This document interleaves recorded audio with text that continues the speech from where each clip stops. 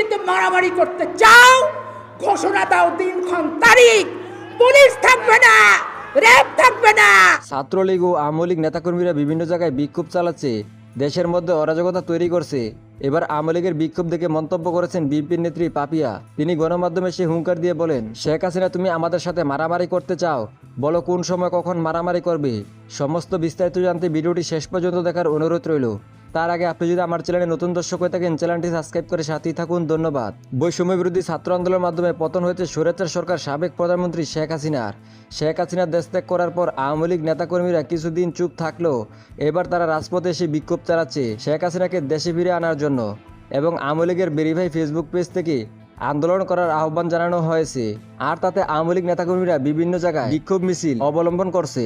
আওয়ামী লীগের নেতাকর্মীদের বিক্ষোভ দেখে গণমাধ্যমে সে হুঙ্কার দিয়ে বিএনপির নেত্রী পাপিয়া তিনি বলেন, শেখ হাসিনা সরকার তুমি কি মনে করেছো আন্দোলন চালিয়ে আবার দেশে ঢুকবে, আমাদের সাথে মারামারি করবে? আমরা মারামারি করতে চাই না। তারপর যদি তুমি চাও মারামারি করবে, তাহলে বলো কখন কোথায় মারামারি করবে। মারামারি করতে চাও, আমরা মারামারি করতে চাই না, গণতন্ত্র রক্ষা করতে চাই। এখনো সময় আছে, তুমি তোমার নেতাকর্মীকে আন্দোলন থেকে বিরত রাখো। দেশে আওয়ামী লীগ নেতাকর্মীরা আন্দোলন চালিয়ে দেশকে ধ্বংস করার চেষ্টা করছে। এদেশের মধ্যে তৈরি হয়েছে সংঘর্ষ। ছাত্রলীগকে নিষিদ্ধ করাতে অন্তর্বর্তী সরকার ও উপদেষ্টাদের উপর ক্ষিপ্ত নিষিদ্ধ ছাত্রলীগের নেতাকর্মীরা সাধারণ জনগণকে নিয়ে রাজপথে নেমে এসেছে ছাত্রলীগ। আওয়ামী লীগের নেতাকর্মীরা দেশের বিভিন্ন জায়গায় চালাচ্ছে আন্দোলন ও বিক্ষোভ। তো বন্ধুরা, আপনার কি মনে হয় শেখ হাসিনা কি আবারও দেশে ফিরে আসবে? জানিয়ে দিন আপনার মূল্যবান মন্তব্য।